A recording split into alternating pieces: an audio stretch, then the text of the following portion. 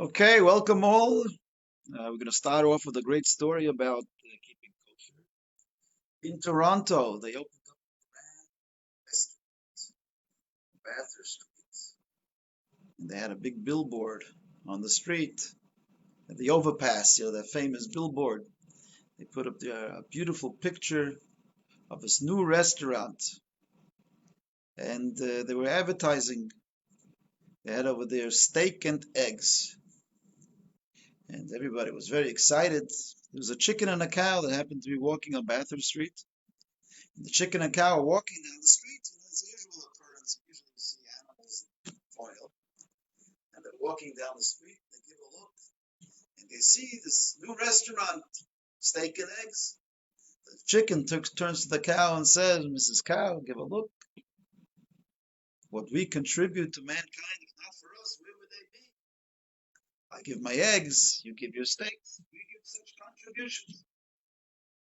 So the cow said to the chicken, easy for you to say, my dear chicken. For you to give your eggs, it's just a contribution. For me to give my steaks, it's a total commitment.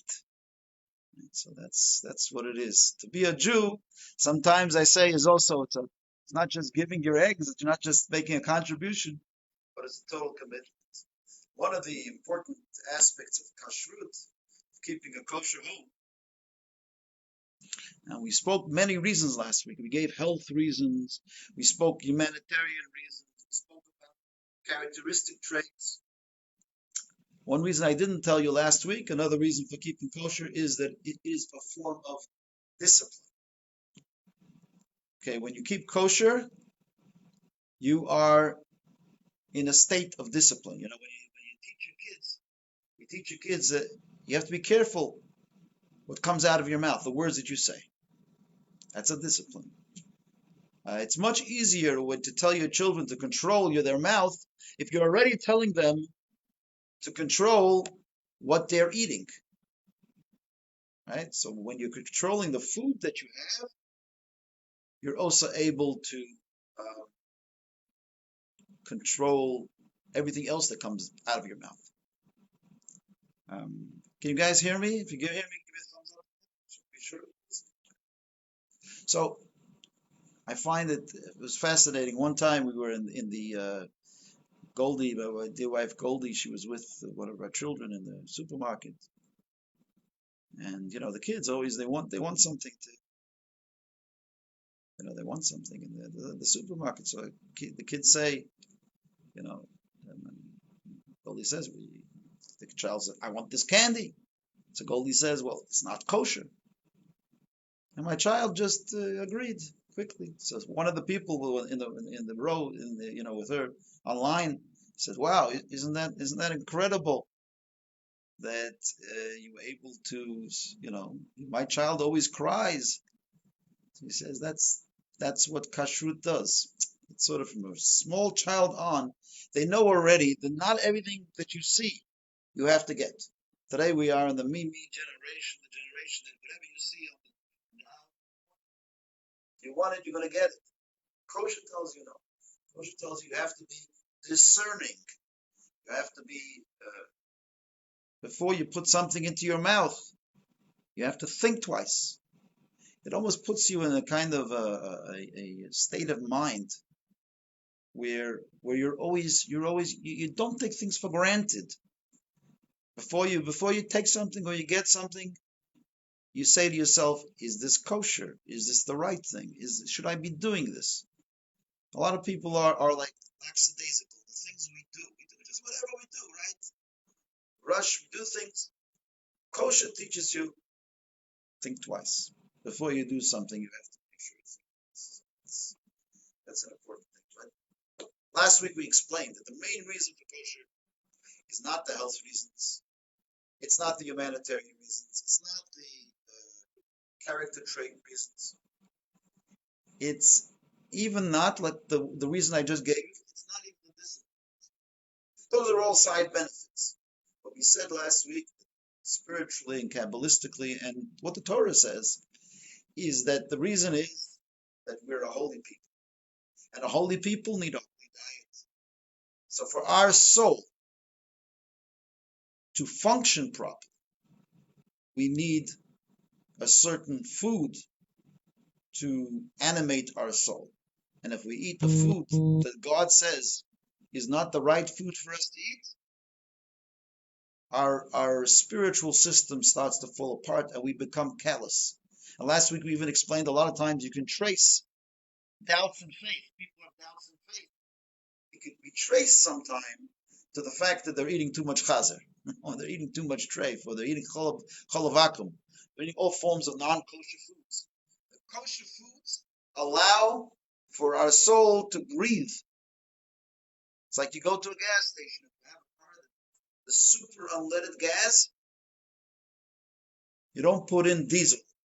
You don't even put in the regular leaded gas. You don't even put in the unleaded gas. You have to put in the super unleaded gas. Without that, certain cars cannot function properly. Our soul, the Jewish soul, is a super unleaded car. And even though there are many people in the world, most of the people in the world do not have to eat kosher for their soul to function properly. The Jewish soul is a very, very refined soul that needs a certain refined diet. That's specific to us. And that explains why Hashem, even though he loves the rest of the world too, he didn't give it to them because it doesn't belong to them. It's their particular,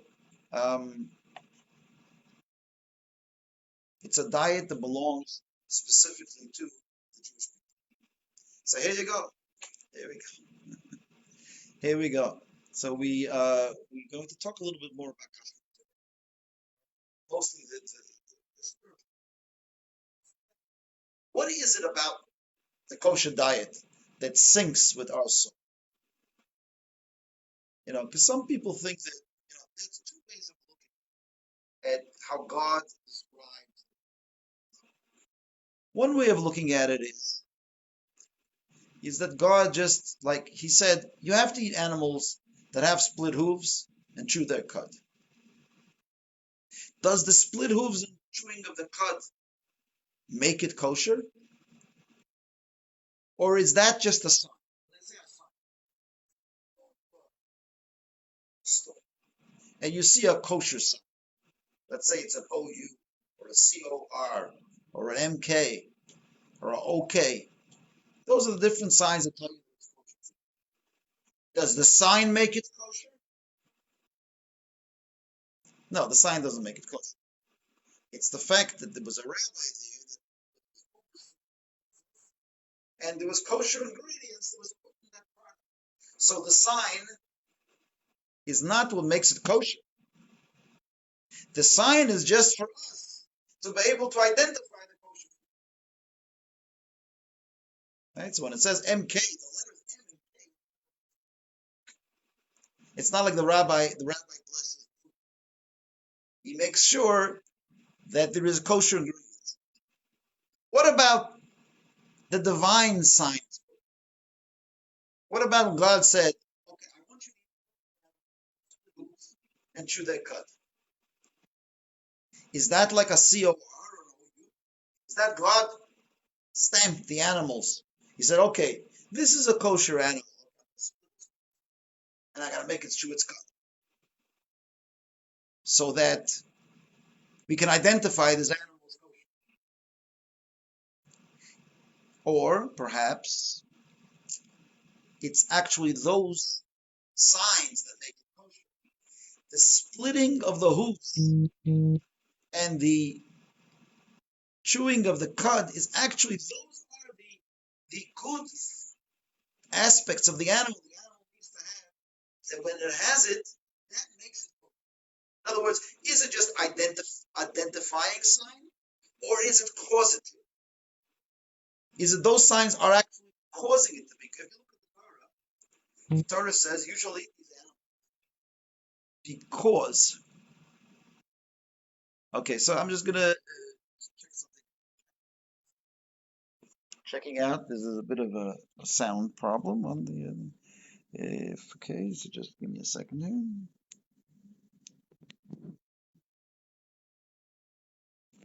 Okay, now those that are on Facebook, I just want to check those that are on Facebook.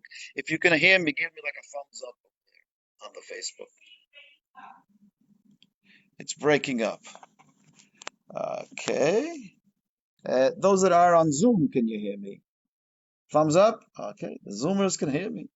Okay. The Facebook's ones, you can't hear me well. I'm going to try to do something here. I'll check it out. Okay. Give me a second here. Some people can. I see some thumbs up. Yeah. Can you hear me now? I'm just gonna, okay. I gotta go. I have no idea. I'm not such an expert on the. Okay. Nothing I can do. Okay. We'll try the best that we can. Um, okay. We'll just go with it. I think maybe the phone. Okay. I'm gonna try speaking a little louder. So the question that was presented is chewing of the cud and splitting of the hooves. Is that just a sign that it's kosher for us to identify the food, or is that how the Torah says because it's chewing its cud and because it has that in itself what makes it kosher? That it is causative. What is so special about an animal? What is so special about an animal that has split? So I saw in one place, and this is not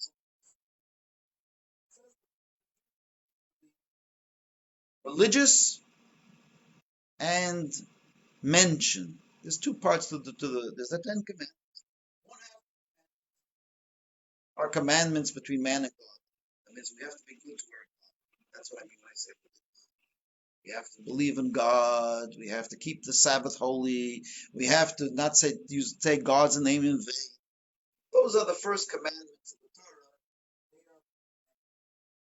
The second commandments are not to murder, not to steal, not to commit adultery, not to lie. That's the second half.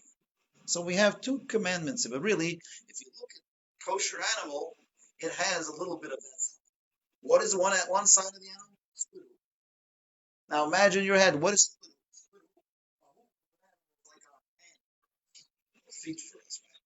So when the animal's hooves are split, it symbolizes open hand. A closed hoof is a closed hand. A split hoof is an open hand. So to me, that's someone that's kind. That represents kindness, giving hand. We say, don't. We say, a cheap person clenches their fist. They keep their hands closed. A person that has their hands open, it's like a split. So the split hoof is a big symbolism. A symbolism that's an incredible thing that we split hoof. The split hoof because that reminds us of having our hands open. The second aspect is the religious. What is chewing its cud? The animal that chews its cud is constantly digesting and redigesting. That is about and entering in an intimate relationship. It's taking our spirituality and internalizing it. You know, a religious person should not be afraid to take on inside. That is what the the chewing of its cud represents. But I want to tell you something else.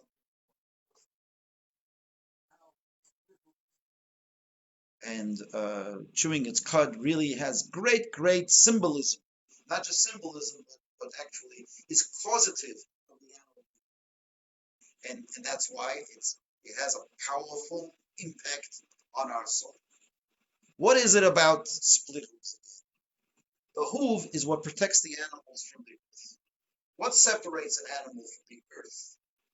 And it allows it to be spared from the pain of the glass and the rocks and everything that's on the floor. Its hooves is a callous part of the body that's hard. It's almost like a pair of shoes that the animal wears. The animal wears the shoes, and it doesn't touch the ground. So the hooves elevates the animal from the same way as with us. We deal with the world, with the earthliness, all day long.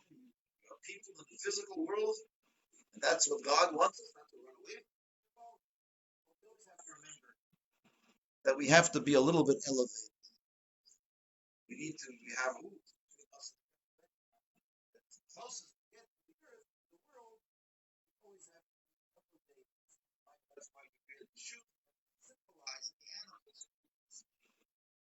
So what are split hooves? Split hooves is a crack to symbolize that although we remain aloof, we need to correct the world and fix the world. The light of the human must seep through to the ground. So although we have to stay aloof a little bit from the earth, we also saturate with the holiness of God. And I mentioned this because especially now Hanukkah, we know the miracle of the oil. They oiled the jug of oil in the temple. There was enough to last for one day, miraculous. What is it about oil that is so important to the Jewish people that we need to celebrate it for 8 days? And why was it oil in the first place? An important part of the Jewish service. Because, my friends, oil also has a similar thing. And you put it in, you mix it with water. What will happen to the oil? The oil will rise to the top. You all did that, you can see it. But when you take, let's say, you have a good steak, you put some oil on it. What does the oil do then? It saturates and permeates the steak. You put some oil in your eggs or whatever it is, you put oil in your salad, like it gives flavor to the whole salad, makes it So oil has these two opposite qualities. It has an aloofness. It has an quality where it doesn't mix. And at the same time, it also has another quality, whereas that it permeates, saturates, it pickles and marinates, whatever it gets. So here you go. You see this diametrically opposed qualities within the same oil itself. And this is God's mission to the Jewish people. He wants us to be aloof from the world. He wants us to be slightly elevated. Yes, we have to deal with the physical. But he wants us to remember that we always have to become an integral part of the world. You know, one came to the Rebbe in the olden days. He opened up a new business. Those days it was a new modern business. It was called making taloshin in Yiddish. Rubbers that he used to wear in the olden days. Shoes. You know, like, and that was a big fad.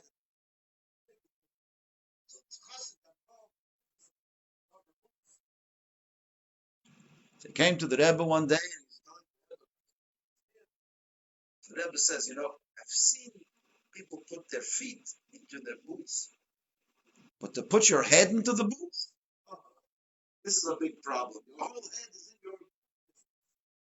you're so immersed in the business that you become part of the world. There's no separation between you and the world. That's no good. When your business is so all-consuming that you become your business and the business becomes you, that's no good. You have to be able, any business you're in, you have to Adkan. Now I need some serenity. I'm going to study a little Torah. I'm going to spend some time with my family. I am not the business. Yes, it's a mitzvah to go to the world and make a living with my family. It's a mitzvah to go out and change the world for the good. But I always have to remember that there are other things in life that grasp some spiritual aspects. So that is symbolized by the one aspect of the oil. the aloofness of the oil, but simultaneously. And in the same breath, oil has the opposite quality, that it permeates and saturates. It means it doesn't forget its mission in the world to try to elevate the world, the holiness of the Jewish people, to elevate the whole world. And that is symbolized also, just like it's symbolized by the oil. This is also the concept of the split hooves. I'm trying to explain you split hooves. This is what it is. Okay?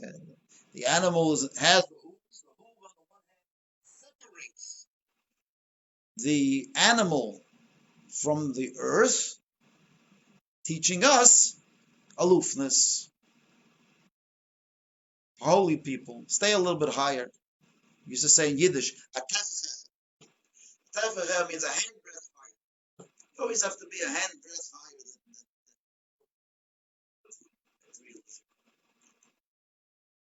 But at the same time, in the same breath, you might say, well, if the world is a threat to my holiness, if the world is a threat to my Jewishness, maybe I shouldn't run away from it. Maybe I should go into some ivory tower. Maybe I should escape from the world. Run away. Become a hermit. Lock myself up in quarantine. Quarantine myself with the world. Never go on another Zoom in my life. No. That's also not what the Torah. The Torah says, hooves, yes, that's a sign, but a particular kind of hoof. Split hooves. Split hooves is the hoof that there is some penetration, there is some connection. The light of Torah can seep down into the physical world, symbolized by those practices. Yeah. So you get it. So I gave you that split hooves. I spoke to you about an hour. Imagine what I'm going to tell you now about chewing the cud. But I want to tell you some more about it.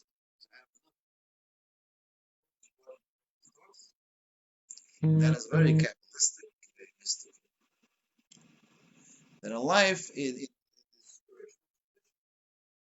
are taught that there are two columns. There is the right column and the left. This is very important. In life, we need to be balanced. There's a right column and a left column. The right column in the Kabbalah creates an image of the divine, and it speaks about the different attributes of God. And there are the ones that are in the right column and the ones that are in the left column. So the most popular attributes of God, which brings out the point of balance, is kindness, chesed, and gevura, severity, discipline. So you're raising a family, you're raising a child, and you want to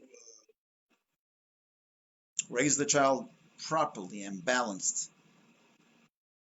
So you want to make sure that you employ both attributes, the attribute of kindness, and also never forget the attribute of discipline. Because a parent that just gives the child kindness will utterly fail in their duty of parenting. As we've seen many times, parents that spoil their children just with kindness, eventually the child is given everything they want, and they grow up to be a spoiled brat. That's the way it is. And it's not a healthy thing, just with kindness. You also have to employ a little bit of discipline. Once in a while, you have to say no. Say no to drugs.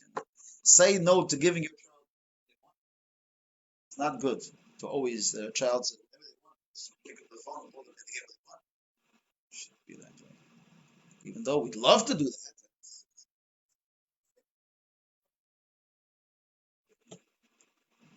At the same time, you have other they raise their child also in a one-dimensional way, just discipline.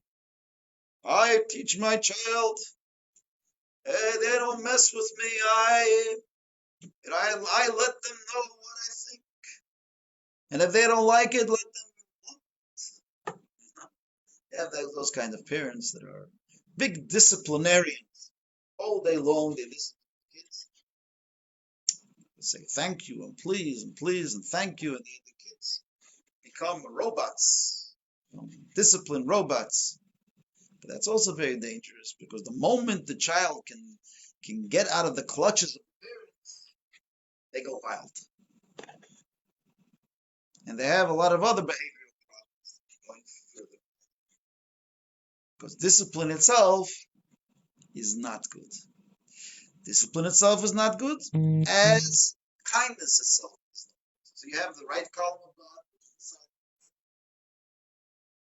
and you have the side of Gevura, which is discipline, and you need to have both. They have to be both working simultaneously. And so this the Rebbe explains that split hoops is to teach us that as human beings, in order to succeed, we can't be one-dimensional. We have to be multi-dimensional. Every attribute needs to be balanced with the other side. As the Rambam says, that one path is no good. You need to blend two paths. You need to be exercising both. Right? Like a person that is very charitable is great. A lot of tzedakah, very good. But if you're too charitable, then you neglect your family. You don't have anything for yourself. But to be just a miser is that's just gevura. You're contracting, holding back. To give too much is no good. To hold back too good. You have to have both qualities. At the right time you give, at the right time you hold back. As the very famous rabbi said, you have to know when to hold them. That's a famous rabbi said. You have to know balance. It's very important. And that is symbolized, that's all symbolized. There's the two sides of the yamin and the small, the right side, the left side. It is a lifestyle, not just a, so the symbol of the split hoops teaches us a lot of stuff here. It teaches us to be in the world, but higher in the world. It also teaches us to create balance in our things. Everything has to be balanced. We can't be one dimensional. We have to have chesed and gevura. And I'm going to get to it a little bit later. But milk and meat is also a very similar concept. Also about chesed and gevura, about not mixing milk and meat. And we'll get to that shortly, because there are things that need to be separate sometimes and not mixed together. And you'll see the symbolism of milk and meat is very similar to what we just spoke about before. We're still on the second symbol now. We explained the great length. But what is the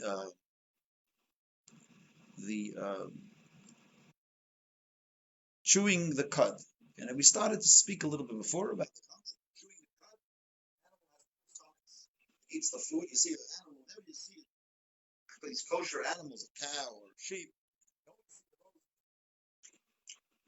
whole day long they're chewing. Okay. Most of us that are stuck at home, we also chew our cud. That's because we're going to the fridge. See, maybe there's something new in the fridge we didn't see. We discovered some new food. It's a new chocolate, a new cookie, a new this, a new fruit, a vegetable, whatever you like, whatever you fancy. Own.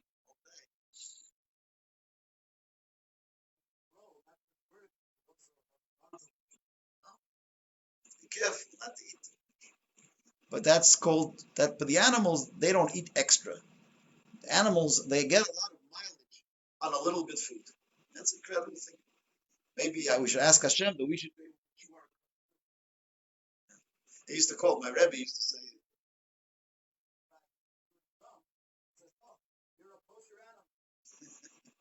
you're a kosher because you chew your cud a whole day. Chew your cud that way. You don't go to prison. But what is the spiritual dimension of chewing one's cud? The animal chewing its cud, which is also supposed to be a kosher sign for us to identify the kosher animals. As we say, it's not just identifying that we absorb when we eat the animal, and that's why it has a positive impact on our soul. It's the proper soul food. Chewing its cud is, again, it's the animal has these four stomachs. It takes the food, it goes down, and then keeps on coming back up, and it like regurgitates the food and eats it again and again. That is symbolic of, we said before, that it's about what religion is all about. It's about a person needs to internalize the godliness. What do I mean by internalize? You know, a lot of people, they get inspired by ideas. Like your birthday, you get very inspired. You want to diet, you get inspired. Right? Or you want to join a health club, you get inspired. But we say that the trick is to take inspiration and turn it into perspiration. It's not good enough just to be inspired. In Chassidus, it speaks about even ideas. You get an idea, you have a lightning bolt of an idea. That's called chokhmah. You got an idea. Wow, you're inspired by the idea. Wow, what a great idea! But that's not enough, because if you just let go, the idea goes. A lot of people make creative thinkers. They think of ideas, but they know that they have to write down the idea right away, because if they don't write it down, it just flies away. Then you take the idea, the second step, internalize it more. For it to become a reality, the idea has to be articulated. So that's what we do. We write it down. We speak to a crowd about it. We speak to a Zoom class, or we speak to people on YouTube, on Facebook. That's a gewaldige thing. That's a wonderful thing. So when you speak over something, you're taking your inspiring idea, but you're bringing it down to the world to be eloquent and to express ideas. That brings down the ideas, giving it physical vessels in your words. That's called bina. Bina, they have the chacham, because bina is the ability to express the idea and to develop. But that itself is not. We have four stomachs. So first, then there is the expression, almost like a child in the mother's womb. You have the inspiration, the mother and father, the seed of the baby, but then the mother carries the child for 9 months, the development stage. You take the idea and you develop. Then the Kabbalah speaks that there is another level, it's called Das. Das is like the deepest of all the ideas. It's like, it says, and Adam knew Eve. What does it mean Adam knew Eve? This expression, knowing someone in a biblical way. It wasn't just that he knew her like a platonic, he understood her. No, the Torah speaks Adam Yadas Chave. It says that it's an expression of his love for her. That means he was able to take his knowledge of her and to make a connection to her, to connect to something. So even after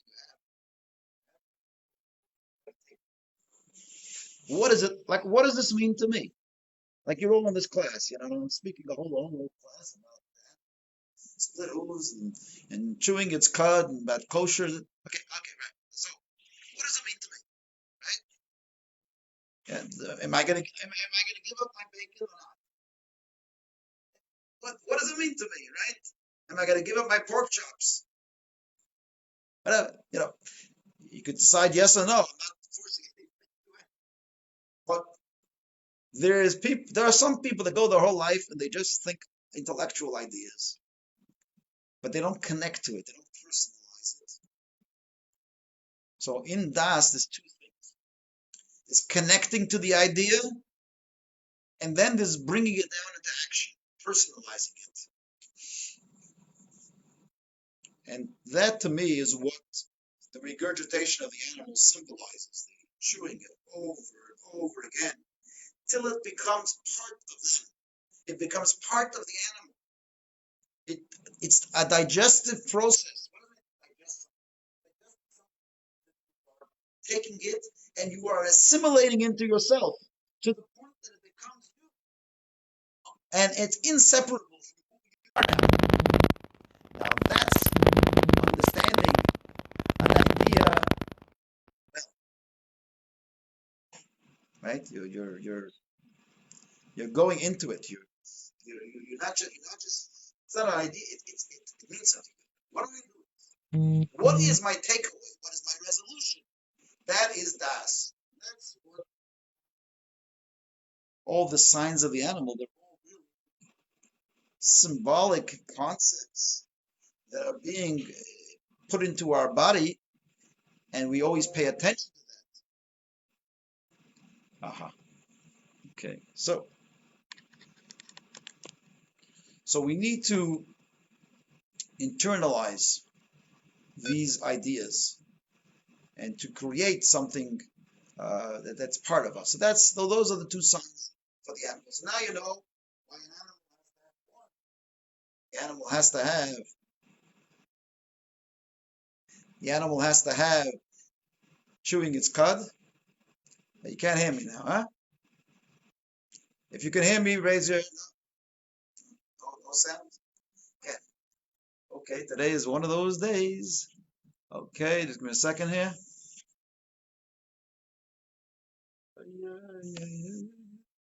Your voice is breaking up. Okay. Check it out. I don't know why. This might be because. Hear you again. Can you hear me again? Are we back in? Can you hear me? Give me a second over here. You can hear me now? Okay, but now I have to find you. Yes. Let me find you first. Okay, here we go. Oh, okay. There we go. Could be it was just a fluke. Still can hear me?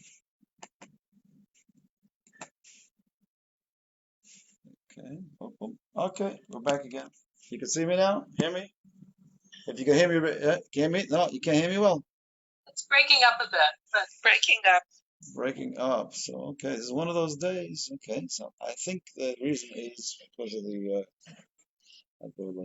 Okay, so what I'm going to do is, I'm anyways ending the class soon. So next week we will continue, Amrit Hashem, on the kosher concept, and we're going to talk about fish. Oh, next week we're going to talk about tuna fish and salmon, and we're going to talk about why shellfish are not kosher.